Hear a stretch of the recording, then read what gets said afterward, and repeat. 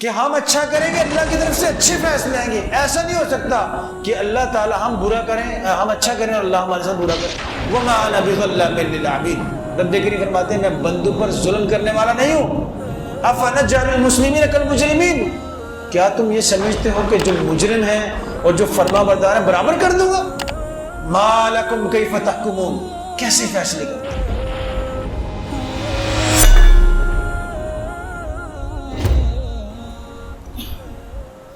الحمد للہ رب العالمین والصلاة والسلام على اشرف الانبیاء والمرسلین وعلى آلہ واصحابہ اجمعین. اما بعد فاعوذ باللہ من الشیطان الرجیم. بسم اللہ الرحمن الرحیم. قال اللہ سبحانہ وتعالی وَأَلْزَمَهُمْ كَلِمَةَ التَّقْوَى وَكَانُوا أَحَقَّ بِهَا وَأَهْلَهَا. وقال في مقام آخر يا أيها الذين آمنوا عليكم أنفسكم لا يضركم من ضل إذا اهتديتم. یہ جو میں نے دوسری آیت پڑھی ہے، اس آیت میں ہمارے لیے بہت بڑا سبق ہے. یوں تو ہر آیت میں ہمارے لیے بہت بڑا سبق ہے، لیکن حالات حاضرہ کے حساب سے جو آج کل ہماری کنڈیشن ہے، جو کیفیت ہے، اور جن مسائل سے ہم دوچار ہیں، اس کا معنی کیا ہے کہ ایمان والو لا یضرکم من ضل اذا اهتدیتم. تمہارے اوپر ذمہ داری ہے کہ تم اپنی طرف توجہ دو، اور جب تم ہدایت پر ہوں گے تو کسی کی گمراہی تمہیں نقصان نہیں دے سکتی. اور معراج بھائی نے بھی اس بات کی طرف اشارہ دیا ہے کہ ہمیں خود پر بہت زیادہ کام کرنے کی ضرورت ہے، اور ہماری توجہ دوسروں کی طرف ہے. مثال کے طور پر ہم اگر دیکھیں کہ یار جب ہم 10 سال کی عمر میں تھے، اس وقت دینی لحاظ سے میرے پاس کیا علم تھا اور آج کیا ہے. یعنی اس کا مطلب ہے اگر میں اس وقت میں نے صرف ناظرہ پڑھنا سیکھا تھا، اور آج اگر میری عمر 40 سال ہے تو 30 سال کے بعد بھی میں وہیں کھڑا ہوں. اور اگر 20 سال 25 سال کی عمر میں نے ایک چھوٹی سی جاب فیکٹری میں شروع کی تھی تو آج بھی اسی میں ہے.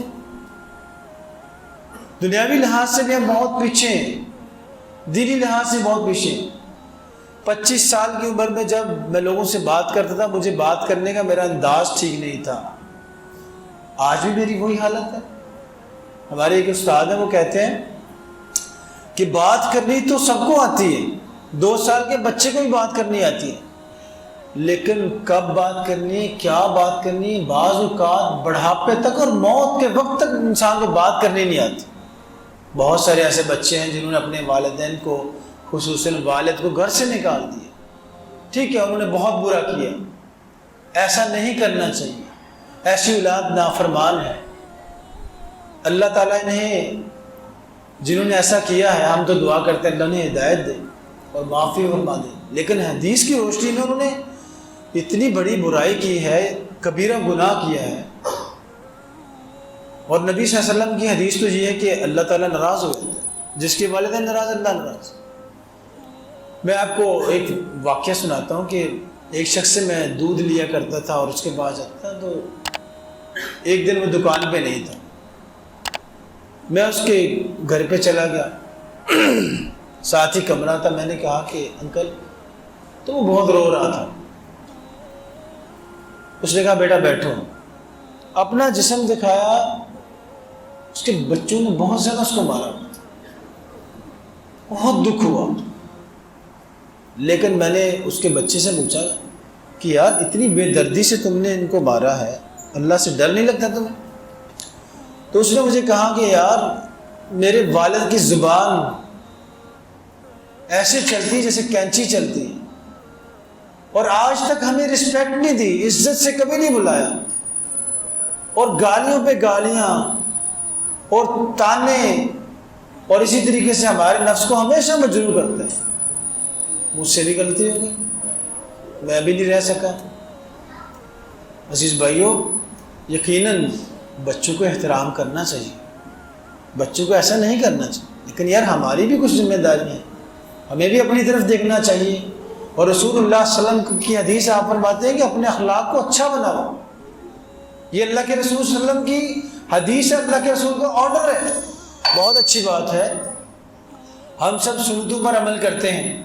مثال کے طور پر نماز کی سنتوں پر ہم سب ایک دوسرے سے الجھ جاتے ہیں۔ رفع الیدین کی سنت پر معاشرے کے اندر بڑے عرصے سے ایک اختلاف لمبا چوڑا چلتا آ رہا ہے، اور آج تک ہے، اور ایسا اختلاف دکھایا جاتا ہے اور ایسا لگتا ہے جیسے کفر اور اسلام کا معاملہ ہے۔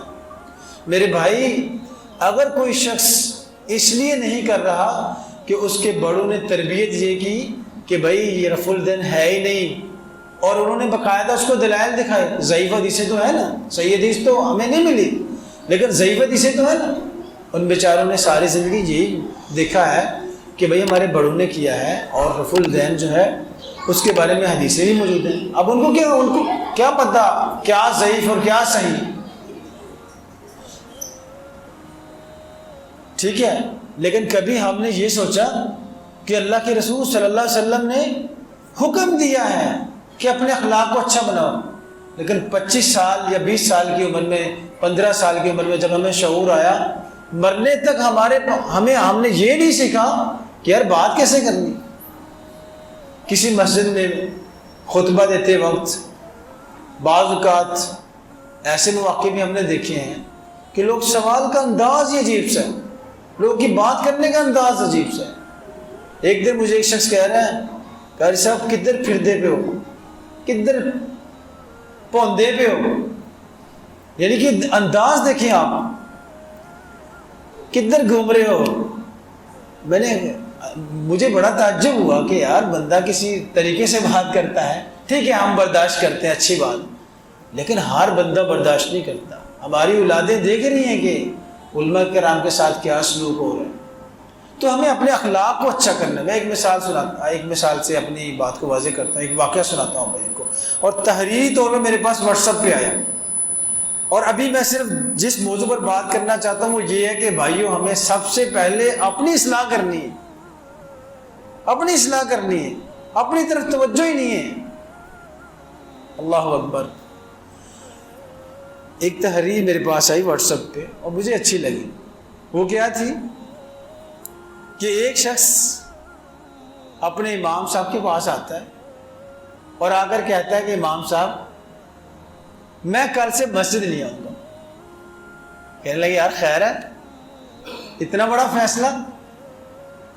کہنے لگا نہیں، میں جب مسجد میں آتا ہوں تو کچھ لوگ باتیں کر رہے ہوتے ہیں، کچھ موبائل پہ جو ہے وہ میسیجز کر رہے ہوتے ہیں، کچھ جو ہے وہ غیبتیں کر رہے ہوتے ہیں، میں مسجد نہیں آؤں۔ انہوں نے کہا بھائی آپ اپنا آخری فیصلہ سنانے سے پہلے کیا میری ایک بات مان سکتے ہیں؟ جی کیوں نہیں جی، آپ حکم فرمائیں۔ کہا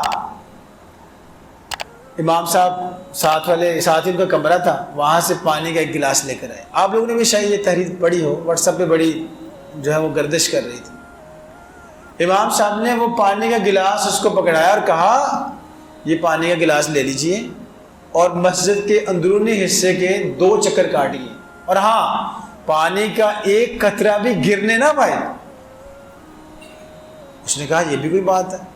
اس نے گلاس پکڑا اور پوری مسجد کے اندرونی حصے کے 2 چکر لگا دی۔ جب وہ واپس آیا تو بڑی خوشی سے بتایا امام صاحب میں نے مسجد کے 2 چکر لگا دیے۔